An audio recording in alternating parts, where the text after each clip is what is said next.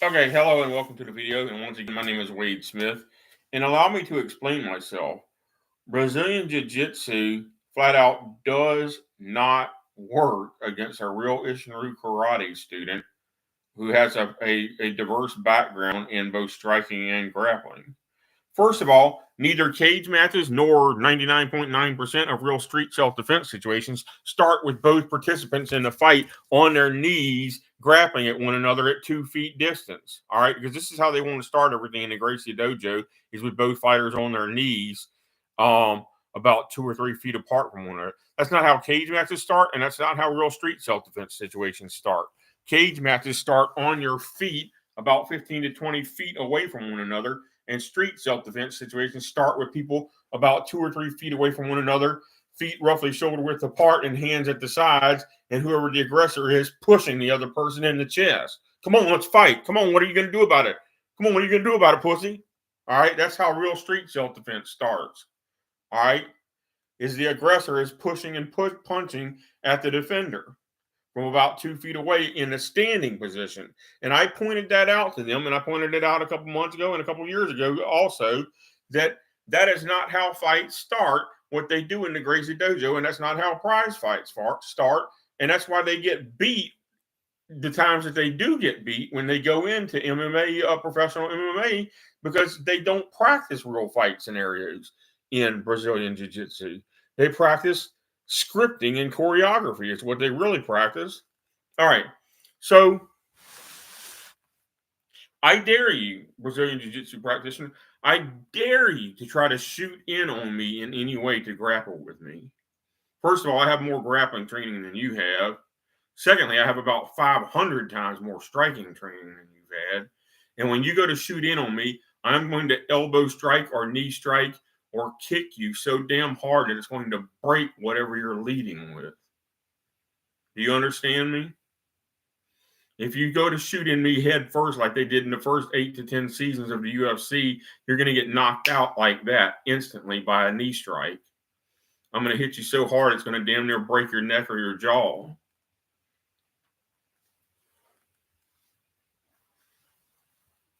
That's the first problem with Brazilian Jiu-Jitsu, because that's what they know. At least that's what they knew back then. Now they try to go for a blitz double to grab you by the legs, and I'm like, okay, maybe in the UFC where a 12-6 elbow strike to the back of the head or the spine is still banned, but certain parts of the body they've now legalized it. But maybe because the 12-6 elbow is banned, you can get away with that. But if it was a real street fight, I could kill you like that if you were dumb enough to blitz double me. Do you understand me? All it would take is one strike to the back of your neck, and your whole style is not a viable street self-defense style. That does not work in a real street fight, especially if your opponent draws a weapon on you. But even if they just barefistedly punch you straight down in the back of the neck and break your neck, you're dead or crippled for life. And you think you're winning the fight in the UFC. And if you were in a real street self-defense situation and tried that against your opponent, you would get severely injured or mortally wounded. You understand me? Probably not. You probably think I'm the bullshitto and you're the bullshitto.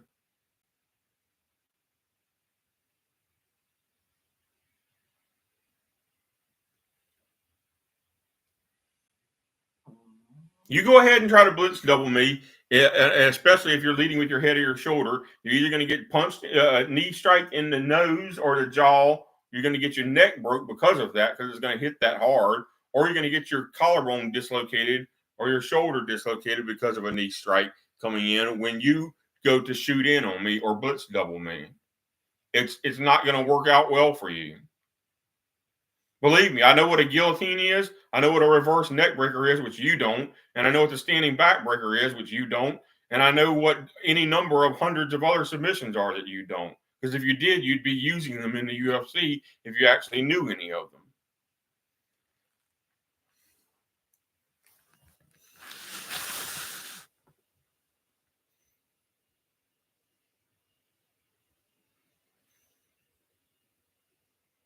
Go ahead, try to shoot in on me. Try to shoot in on me. It doesn't matter that I'm a few pounds overweight. So what? All right, try to shoot in on me. Matter of fact, being heavier would actually make it easier for me and harder for you to blitz double me. All right, but anyway, you try to shoot in on me or try to grapple me chest to chest, and I am going to do something to you that you have never seen before because I know, and I'm not exaggerating, over 200 submissions that you have never seen before. Because I know from watching the UFC that the vast majority of MMA fighters know at most 10 to 15 submissions, and they only ever actually use about 5 of them in real fights in the UFC. I know from watching it. The only ones that ever get used are once in a while somebody tries a Darce choke and hardly ever succeeds. Rear naked choke is the most common choke that actually succeeds. Triangle choke succeeds sometimes. Or triangle choke with an armbar succeeds. So a lot of times you need both the armbar and the choke simultaneously to actually get the person. I guess that's 3 or 4. Cross arm breaker every once in a while works. Every once in a while somebody gets a heel hook. So correct me, that's 7. That's maybe 7 submissions and a few variations of each of those submissions, but you know what I'm saying? Basically 7 submissions that get used in the UFC. I'm like, did you just catch that guy's roundhouse kick out of the air and then just release his foot and not finish him from there? Because if I catch your roundhouse kick out of the air, that's the end of the fight. I'm finishing you. I'm finishing you with a heel hook.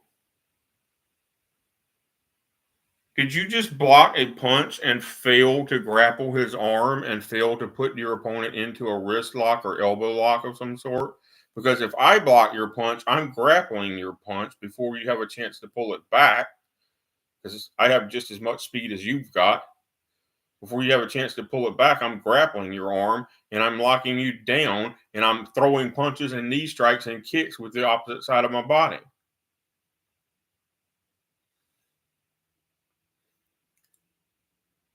I'm not incompetent.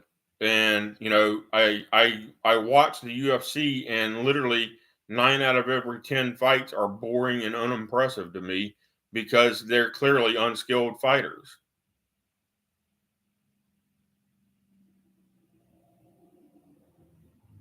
I saw one awesome fight on One, not UFC One, a couple weeks ago. About 3 weeks ago, where I forget their names because they're all foreigners. But anyway, it's hard for me to remember foreign words and foreign names. Language arts is not my forte, at least not foreign language. But he won with Ric Flair's figure 4 ankle lock, figure 4 leg lock. And he transitioned from Ric Flair's basic figure 4 leg lock into a heel hook variant from the figure 4, and the other guy tapped out like that. As soon as it was all the way on him, he just tapped. It was over. Because what happened is they fell into the seated position with their legs sort of crossed like this, and one of them knew that he could get the figure 4 on there from there, and he got Ric Flair's figure 4 on the other guy, and that was the end of the fight.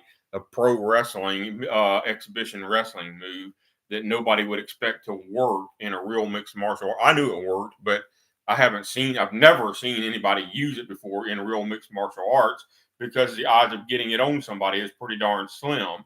Usually you would have to have your opponent beaten halfway to a pulp anyway to get it on them. But it so happened that they fell with their legs in that position, and he knew to go for it right then and there, and he won the fight with Ric Flair's figure 4 leg lock.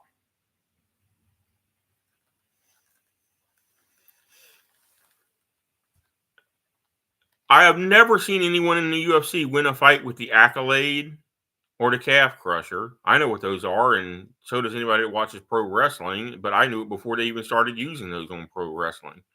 I've never seen anyone win a UFC fight with those. I know those. I've had them used on me and demonstrated on me, and they hurt like hell. And you will tap. I guarantee you will tap. I have never seen anyone use any kind of pressure point in the neck or face to win a MMA fight, even though I know good and well that they work, and I have tapped out Gracie Jiu Jitsu black belts using them. Oh, the guy wanted to know about the reverse mandible claw, which I admitted that was not the real name of the move, but I don't remember the Japanese name of the move, because it's been 24 years since I studied this move. But allow me to show you something. If you don't believe this will tap you out, try it on yourself. Your own brain will not allow you to injure yourself permanently with this technique, but you will be able to push under here hard enough that it will trigger a reflex to stop pushing, because it's going to hurt so bad. But take your thumb under the hinge of your jaw and push up as hard as your brain will allow you to do on yourself, which isn't very hard after all. And it actually hurts like hell just to do it a little bit to yourself. So now imagine what your brain allows you to do to another human being, and do this to somebody the next time you're at the gym in a UFC or Gracie gym. Do this move to them the next time you get either on top or bottom, and jam your thumb into the hinge of their jaw and just push as hard as you freaking can, and see if they tap out or if they at least stop whatever they're doing. Because what's most likely going to happen is either they're going to tap out, or if they do manage to roll their head in time to get away from the main force of it, they're going to call their coach and complain that you broke the rules, which you haven't, because there's actually no rule in MMA against that. All right. So take your thumb and jam it under your jaw, under the jaw, and under the hinge of the jaw. This is actually the same pressure point that knocks somebody out when they get punched in the jaw. All right. The difference is we're applying pressure directly to the pressure point rather than punching someone in the jaw. And this can literally rip your jaw clean off the hinge of the bone and knock you out in shock from the pain of it, is how bad this can hurt a person. All right. So it's that simple. How many of those types of moves do you think I know? How many do you think I've learned over the years? Take your bird finger and index finger and push under the Adam's apple a little bit back and then a little bit down. Your opponent's knees will buckle. They'll have a gag reflex. Their knees will buckle, and then you can finish them with other strikes. That's not legal in the UFC, I don't think, anyway, even though it's nothing but more than a front choke variant, and the basic front choke is legal. But anyway, I think this is banned under the no putting your fingers in an orifice or pinching the flesh rule. But you, in a real fight, in a street fight, street self-defense situation, you can do this, and it will make your opponent trigger a gag reflex, and both knees will buckle, and you can finish them off during that 5 or 10 second window that they're disabled by it. Chop blocks and pressure points in your opponent's arms and legs. Anyone who tells you that pressure points don't work is either a bald-faced liar, or they are incompetent. I've had them done on me. I know they work, and I've done them to other people. Okay. When a person throws the bad hook punch, the unskilled wide hook punch, or the unskilled right overhand punch, you chop block here on the radius. There's very little flesh protecting the bone here. You chop block right there with the blade of your hand onto the radius of their arm. In your other hand, when their punch is coming in, your other hand chop blocks to this bicep right here. All right. You're going to hit the blood vessels, the dead center of the muscle, and the nerve group that's right in there. And it's going to break the radius of their arm and deaden their upper arm all in one move. Okay. If you do this half-assed correctly. And that's going to leave their right arm, or whatever arm it was, dead. And so we have this combination in Ishinryu Karate, which we borrowed from Kenpo Karate, which is called Five Swords, which is the basis for the start of most street fights and schoolyard brawls. Is going to be either a right hook punch or a right overhand of some sort, because that's where 9 out of every 10 schoolyard fights and street self-defense situations start with. So, and also most street self-defense starts with the defender with their feet roughly shoulder width apart, maybe in a natural stance with one foot slightly forward to the other. So we use high fighting stances in Ishinryu Karate. We do not use the Shotokan front stance or reverse stance, because the truth is most people don't even have the genetics, much less the training to stand in that stance for a very long period of time. It's about like Ishinru only has one deep stance, which is called Seonchin, and we pretty much don't use it for anything in modern fighting anymore. It's pretty much an obsolete stance that's only taught for traditional purposes. All right, so what is five swords? So when the person throws their hook punch or their overhand, you're going to step in, double chop block the punch right here on the radius and the bicep, breaking the radius and totally destroying the bicep right here. Double chop block forcibly, like you're trying to rip their arm off of the shoulder. Don't just pussified block it. I'm talking about you are attacking their arm. This is an attack. Every strike can be a block. Every block can be a strike. So this double chop block is actually a double chop attack against their arm. All right. And we're going to destroy their attacking arm. And that's the opening of the combination.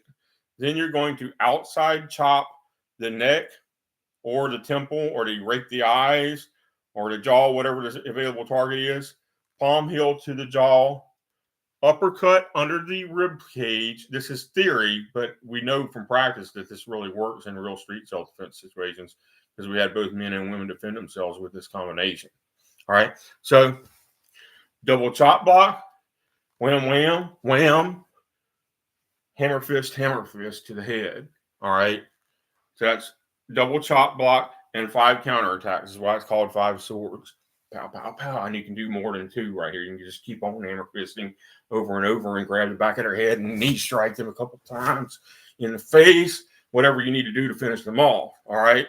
So in a real street self-defense situation, once they throw that first attack, we're going to adopt the philosophy of instantaneous destructive force, and we're going to end the fight. All right. When we don't want to be the aggressor ever in a street self-defense situation, but we are going to escalate force to whatever the situation requires, and we call that instantaneous destructive force. Especially if there's more than one attacker, we want to immediately escalate to instantaneous destructive force and end the fight. The first attacker needs to be defeated in 5 seconds or less to give us much chance against the second attacker. If there's only one attacker, we have about 10 seconds to defeat them before something stupid happens, something random happens, like we get clubbed in the back of the head by their unknown friend that we didn't even know they had, or something like that. If we already know there's 2 of them, we have 5 seconds each to defeat them before we're likely to get clubbed in the back of the head by a third attacker that we didn't know existed. All right? So we call that the 10-second rule of street self-defense in Ishinru karate. So, another alternative is the reverse neck breaker. When they throw the right hook punch or the right overhand, you're going to catch and parry their hook punch, and you're going to cross over behind and go into reverse neck breaker position. And let's say the second attacker is over here. I got this guy in a reverse neck breaker. I got him in side arm control right here with one arm. And I got my arm locked under his neck and my upper arm pushing his jaw backwards and downward, about to break his neck, which hence the name. He's either going to tap or I'm going to injure him. His buddy's about to attack me from that direction. If this is a real street self-defense, life or death situation, especially if one of them is drawing a knife or a gun, I go ahead and snap and actually apply the namesake of this move and kill this guy and throw his corpse into his buddy's body. All right. Don't escalate to lethal force unless you're pretty darn sure you need to, ever. But I'm just saying the move is there. We teach this to white belts. It's called Sword of Destruction. All right. But it's a simple reverse neck breaker. All right. So the second attacker, we're going to throw the first attacker into the second attacker, and we're going to keep their body both in the same direction. Keep one of them between ourselves and the other. All right. And so no, these guys telling you like, how is that relevant to whether or not the Brazilian Jiu-Jitsu guy can beat me? Well, if I can beat 2 black belts attacking me simultaneously for my black belt test, and they had sticks attacking me simultaneously, then I'm pretty sure I can beat 1 Brazilian Jiu-Jitsu black belt. And I know because I've done it anyway 5 times before.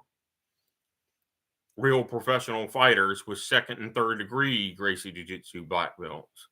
So that's why I'm telling you, I know Gracie Jiu-Jitsu does not work in a real fight, but I know Isshinryu Karate darn well does work in a real fight.